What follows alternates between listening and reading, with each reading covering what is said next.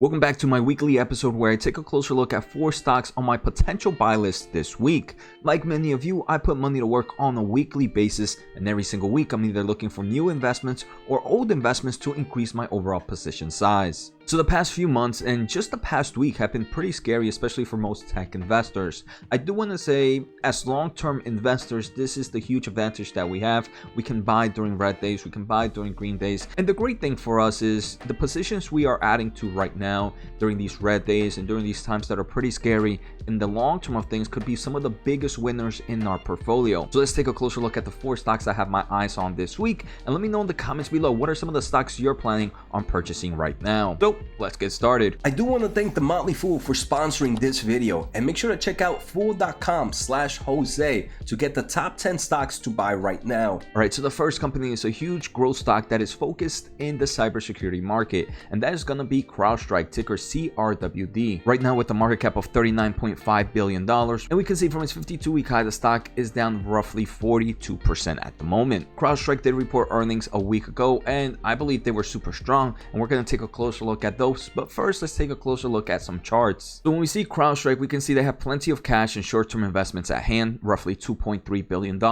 We can see in trailing 12 months of cash flow from operation, it's almost equal to this company's total long-term debt. So financially, this is a company I'm super excited about, and one I really wouldn't worry about in forms of financial health. The overall market of cybersecurity is still one that is developing, and I do believe there's numerous growth opportunities for this space right now. Like I mentioned, they recently reported their earnings on August 30th, and they mentioned a lot of great news. Their ending annual recurring revenue grew 59% year over year to $2.14 billion. This is also the first time that their annual recurring revenue crossed the $2 billion mark.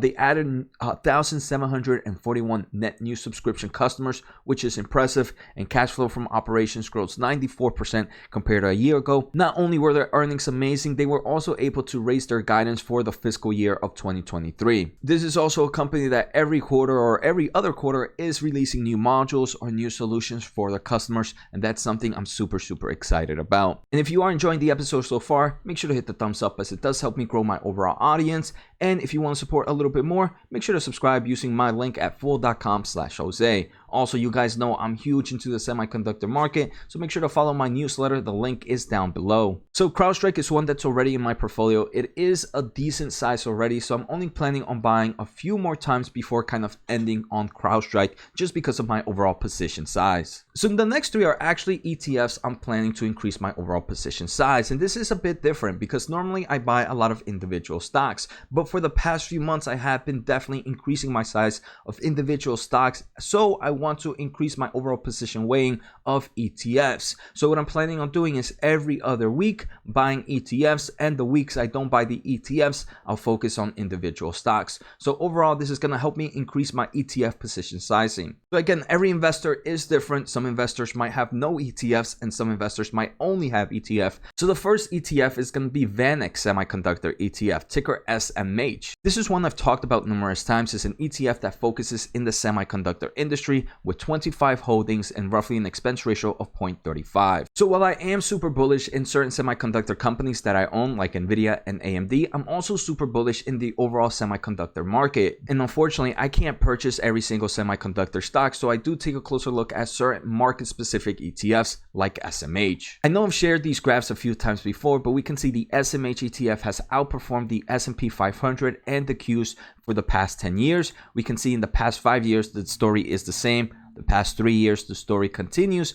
Only recently, year to date, has the S&P 500 and the Qs outperformed the SMH. So while I do believe it is a tricky time for the semiconductor industry, I believe this is a great time for me to increase my overall position in the semiconductor ETF. The third ETF is actually going to be an ETF that follows the S&P 500 index fund, and the one I usually pick is SPY. So again, like I mentioned, in the past few months, I have been doing a lot of individual stock pickings. Now that I feel comfortable with some of my position sizing, I want to increase my overall positions in ETFs. The great thing about the S&P 500 ETF is it gives me exposure to pretty much every single market and not many that I purchase individually. The third ETF I want to purchase is Round Hill Ball Metaverse ETF, ticker METV. This is a brand new ETF with a little bit over a year old, so there's not too much information on it. We can see, unfortunately, from its 52-week high, the stock is down roughly 51%. We can see some of its top 10 holdings include big companies like Apple, Unity, Nvidia, Microsoft, Amazon, Autodesk, Coinbase. So most of those positions I do have in my portfolio right now, but I do believe an ETF that focuses in this market will provide me strong long-term returns. I do believe the tech market is taking quite a hit, and even though this is a metaverse ETF, a lot of these companies have a lot of potential in just numerous technology innovations. So for those not familiar with METV, we can see they have roughly 43 holdings with an expense ratio of 0.59.